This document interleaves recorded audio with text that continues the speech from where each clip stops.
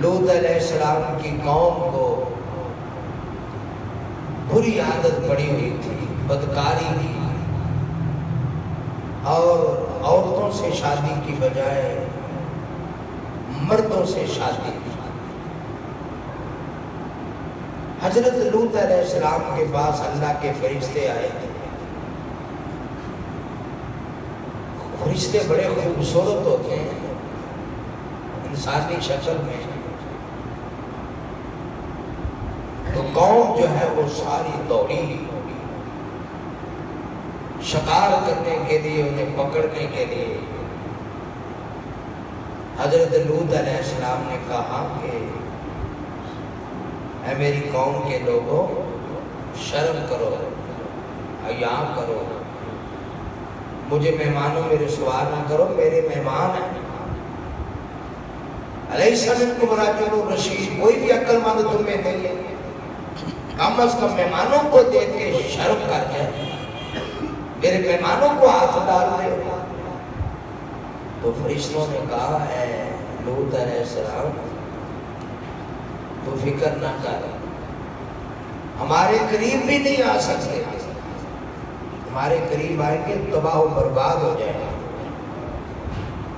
کیونکہ ہم فرشتے ہیں، ہم انسان نہیں ہیں۔ حضرت لوط علیہ السلام نے کہا میری قوم کے لوگوں، قوم کی بیٹیاں نبی کی بیٹیاں ہوتی ہیں، میری بیٹیاں ہیں، ان سے شادی کر لو، اپنی زندگی گزارو۔ لیکن قوم کو جو جیسے نشے کی عادت پڑ جائے، برائی کی عادت، وہ قوم کہنے کی نہیں، ہمیں عورتوں سے نہیں ہے، ہمارا تعلق تو مردوں سے، لڑکوں سے ہے۔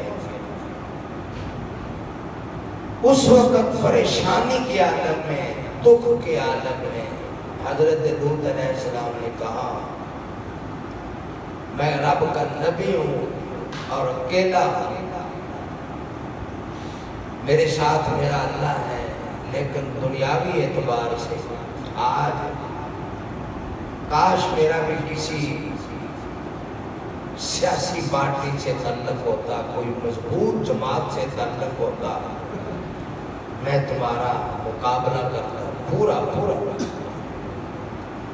لیکن ایسا نہیں ہے، ایسا نہیں ہے۔ ہم نے کہا ہے لوط علیہ السلام ان رسل ربک لن یصلوا الیہ، تو کیوں پریشان ہو رہا ہے؟ بندہ جب پریشان ہو نا پھر وہ ہاتھ پاؤں مارتا ہے، ستائیں بائیں۔ آسمان سے آواز آئی میرے لوط پریشان نہ ہو، گھبرانے کی ضرورت نہیں ہے، ہم تیرے ساتھ ہیں۔ اور اللہ اپنے نبیوں کا ساتھ دیتا ہے، ایمان والوں کا ساتھ دیتا ہے۔ قرآن پاک کی ایک اور آیت ہے اِنَّا لَنَنْصُرُ رُسُلَنَا وَالَّذِينَ آمَنُوا فِي الْحَيَاةِ الدُّنْيَا وَيَوْمَ يَقُومُ الْأَشْهَادُ، ہم اپنے نمائندوں کو، اپنے رسولوں کی، مومنوں کی، ایمان والوں کی مدد کرتے ہیں، ہم ان کے معاون ہوتے ہیں دنیا میں بھی اور آخرت میں بھی۔ یہ ہمارا وعدہ ہے، اور یہ واقعی اللہ کا وعدہ وَالْعَاقِبَةُ لِلْمُتَّقِينَ، آخری انجام ہمیشہ پرہیزگاروں کے لیے ہی ہوتا ہے۔ دنیا دار کبھی کامیاب نہیں ہو سکتا، وہ چند روزہ زندگی ہے۔ اصل کامیابی تو ہے اللہ سے ڈرنے والوں کے لیے، پرہیزگاروں کے لیے۔ فرمایا میرے لوط علیہ السلام خوف محسوس نہ کرو، پریشان نہ ہو، ایسے موقعوں پر یہ بات ظاہر ہے کہ بندہ عارضی طور پر، وقتی طور پر، ظاہری طور پر دنیا کے معاملے کو دیکھ کر وہ چاہتا ہے کہ ابھی میری مدد ہو، ابھی میرے دکھ کا مداوع ہو۔ تو لوط علیہ السلام نے یہ چہروں سے دیکھا، قوم کے چہرے، قوم کی گفتگو جو ہے وہ بڑی خطرناک ہے۔ تو وہ پریشان ہو گئے۔ اللہ اکبر، پریشانی کے عالم میں انہوں نے کہا کہ کاش آج میرا کسی سے تعلق ہوتا، میرا کسی سے واسطہ ہوتا، میرے گھر آنے والے مہمانوں کے ساتھ زبردستی نہ کرتے، رسوا نہ کرتے۔ تو جب وہ قریب آئے تو فرشتوں نے کہا اللہ کے نبی آپ کو پتہ نہیں ہم تو فرشتے ہیں، یہ ہمارے قریب آ سکتے ہی نہیں، ہم تو اللہ کی طرف سے عذاب کا پیغام لے کے آئے ہیں، برے ارادوں میں کبھی کامیاب نہیں ہوگا۔ تو حضرت لوط علیہ السلام نے ساری باتیں اس بنیاد پر کی، وہ ان فرشتوں کو پھر واقع 9 وارد مسافر ہی سمجھتے تھے، کیونکہ علم غیب جو ہے یہ صرف اللہ کے پاس ہے، غیب دانی خاصہ خدا بندی ہے۔ تو اس لیے لوط علیہ السلام پریشان ہوئے کہ یہ میرے خوبصورت لڑکے نوجوان میرے مہمان ہیں، پردیسی ہیں، 9 وارد ہیں، مسافر ہیں، یہ انہوں نے سمجھا۔ لیکن جب اللہ کی طرف سے یہ میسج ملا، پیغام ملا اور ان کو پتہ چل گیا تو پھر ان کی پریشانی اللہ نے ختم کر دی کہ اب تیرے قریب نہیں آئیں گے، تیرے مہمانوں کے قریب نہیں آئیں گے۔ باقی انہوں نے رہا کہ او آوی الی رکن شدید، تو یہ ایک غیر فطری کام ہے کہ بندے کے منہ سے پریشانی کے عالم یہ بات نکل جاتی ہے۔ پریشان تھے تو انہوں نے قوت سے مراد اپنے بازوں کی، وسائل کی، اولاد کی بھی انہوں نے اس میں اشارہ کیا۔ بندے کی اولاد ہونا، بھتیجے ہوں، بھانجے ہوں، بیٹے ہوں، تو بندے کو کچھ سہارا ہوتا ہے کہ میرے پیچھے میری اولاد ہے، میرے بچے ہیں، میرے بھتیجے ہیں، بھانجے ہیں، کزن ہیں، یہ مرد ہے، کو طاقت ہے، یہ قوت ہے۔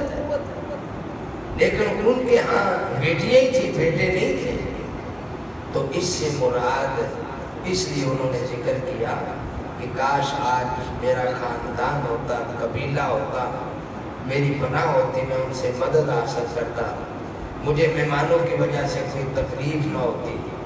تو پھر یہ توکل کے منافی بھی نہیں، یہ بھی یاد رکھو کہ اتنا بڑا نبی ہو کر کہہ رہا ہے کہ کاش میرے ساتھی ہوتے، میرے معاون ہوتے، میری برادری، میرا قبیلہ۔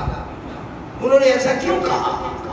اب بھائی بندہ بیمار ہو جائے، ڈاکٹر سے دوائی لینا توکل کے خلاف نہیں ہے، پرہیز کرنا، شوگر ہے میٹھے سے پرہیز کرنا یہ توکل کے منافی نہیں ہے۔